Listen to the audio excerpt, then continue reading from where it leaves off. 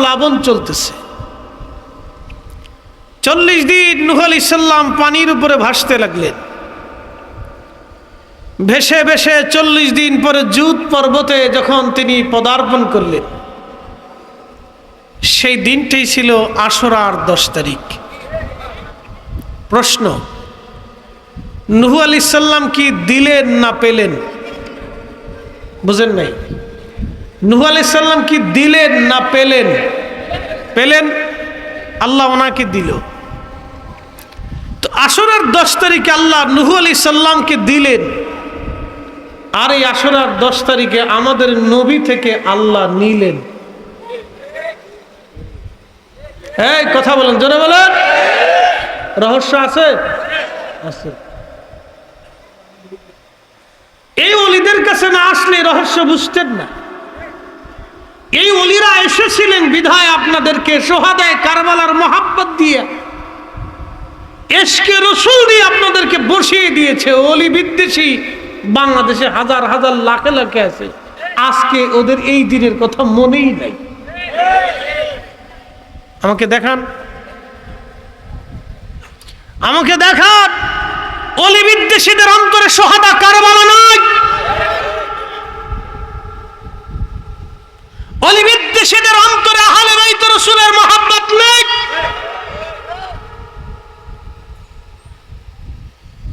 বুঝতে হবে আপনাকে। সাইয়েদনা হযরতে ইব্রাহিম খলিলুল্লাহ 40 দিন মতান্তরে 7 দিন পর্যন্ত আগুনের ভিতরে পড়ে রইলেন। 40 দিন পরে যেই দিন আল্লাহ তাকে আগুন থেকে বের করলেন, সেই দিনটা ছিল আশুরার 10 তারিখ। আমার আল্লাহ আশুরার 10 তারিখে ইব্রাহিম আলাইহিস সালামকে দিলেন, কিন্তু এই আশুরার 10 তারিখে আমার আল্লাহ আমার নবী থেকে নিলেন। আমার নবী এই আশুরার 10 তারিখে আমার আল্লাহকে দিলেন।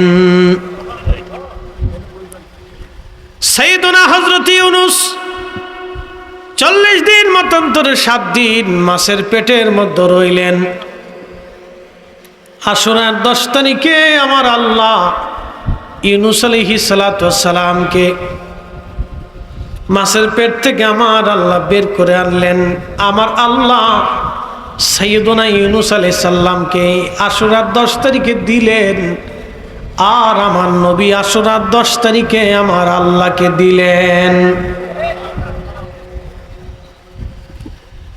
ফান্দাউকবাসী, ফান্দাউক দরবারের মুহিব্বিন, আল্লাহর ওলি রুহানি সন্তানেরা ভালো করে শুনে যান। ও আল্লাহর ওলি রুহানি আওলাদেরা ভালো করে বুঝে যান। লা ইলাহা, ও লা ইলাহা, ও লা ইলাহা, হক লা ইলাহা, হাসবি রাব্বি জাল্লাল্লাহ মা ফি কলবি গায় আহানুর মুহাম্মদ ওরি লা ইলাহা ইল্লাল্লাহ, লা ইলাহা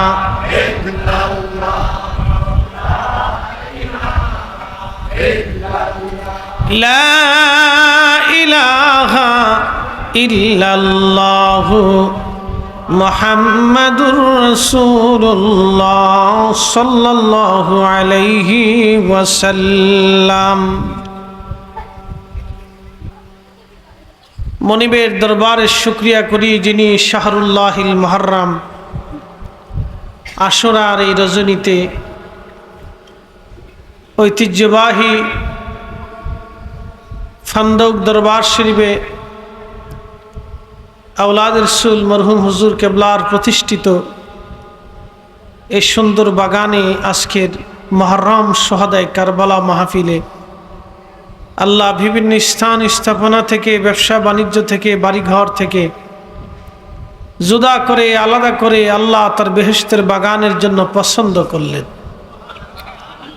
মনিবের আসমানে আমরা একসাথে শুকরিয়া আদায় করে বলি আলহামদুলিল্লাহ। শুকরিয়া আদায় করি সেই রবের আসমানে যিনি শ্রেষ্ঠতম নবী, সর্বকালের সর্বশ্রেষ্ঠ মহামানব, ইমামুল মুরসালিন, রহমাতুল লিল আলামিন, সৈয়দুল কাউনাইন মুসসাকলাইন, সাহেবে মাকামে মাহমুদ, সাহেবে হাউজে কৌসার, সাহেবে জান্নাত, সাহেবে শরীয়ত, সাহেবে কোরআন। আল্লাহ সেই নবীর অনুসারী উম্মাত হিসেবে আপনাকে এবং আমাকে আল্লাহ পছন্দ করেছেন, আল্লাহ কবুল করেছেন। কুনতুম খায়রা উম্মাহ বলে আল্লাহ আমাদেরকে শ্রেষ্ঠত্ব দিয়েছেন। সেই জন্য আল্লাহর আসমানে বুলন্দ আওয়াজে আমরা একসাথে শুকরিয়া আদায় করে আবারও বলি আলহামদুলিল্লাহ।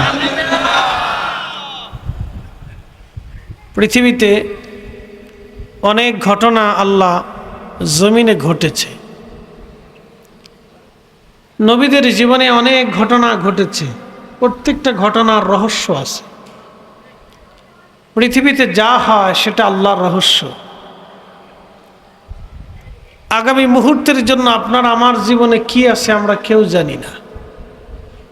ওমা তাদরি নাফসুম মাজা তাকসিবু গাদা, আগামী সময়টা মানুষের জীবনে কি আসবে কেউ জানে না, এটা আল্লাহর নির্দেশনা।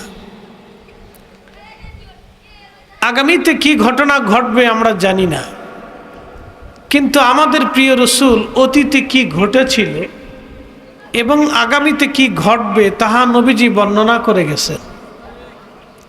একসাথে বলা যাবে সুবহানাল্লাহ। অতীতে নবীদের জীবনে এই আশুরার 10 তারিখে অনেক ঘটনা ঘটেছে, এটা আমাদেরকে রাসূল জানিয়েছেন।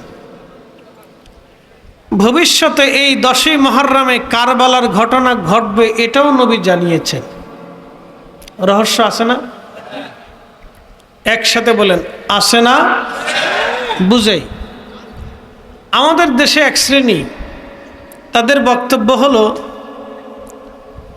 10ই মুহররম আশুরা শরীফের সাথে কারবালার ঘটনার কোনো সম্পৃক্ততা নাই। এটা হচ্ছে তাদের বক্তব্য। এই জন্য কারবালার ঘটনাটাকে তারা তেমন মামুলি বিষয়, একটা যুদ্ধ মনে করে আজকের জুমার দিনে বাংলাদেশের হাজার হাজার মসজিদে সোহাদায়ে কারবালার কোনো আলোচনাই হয় নাই। আমি আমার ঢাকার মসজিদে আজকে সমস্ত মুসল্লিদেরকে প্রশ্ন করলাম, আপনারা আমাকে বুঝান তো, যাদের কুরবানির কারণে ইসলাম পেলাম তাদের আলোচনা খোদার ঘরে মসজিদে হবে না কেন? আর যারা করে না তারা কারা?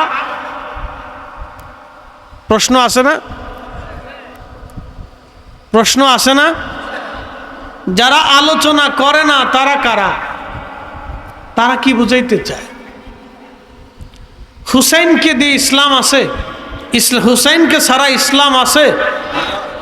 একসাথে বলেন আহলে বায়ত ছাড়া ইসলাম আছে? আহলে বায়ত ছাড়া ইসলাম আছে? সোহাদায়ে কারবালা বাদ দিয়ে ইসলাম আছে? সোহাদায়ে কারবালাকে যারা বাদ দিতে চায় ওরাই নব্য জামানার ইয়াজিদ। কথা বলে ঠিক না বেটা? ওদের থেকে আমাদেরকে সতর্ক হতে হবে, আগুন থেকে যেইভাবে সতর্ক হয়। গোখরা সব চিনেননি? গোখরা গোখরা কামড় দিলে কিন্তু সর্বনাশ। গোখরা সাপ দেখলে মানুষ যেমন দূরত্বে চলে যায়, এদের থেকে আপনাকে ওইভাবে দূরত্ব সরে আসতে হবে, নতুবা ঈমান নিয়ে কবরে যাওয়ার সুযোগ নেই। আমি আপনাদেরকে বুঝাচ্ছি, মনোযোগের সাথে শুনবেন। নূহ আলাইহিস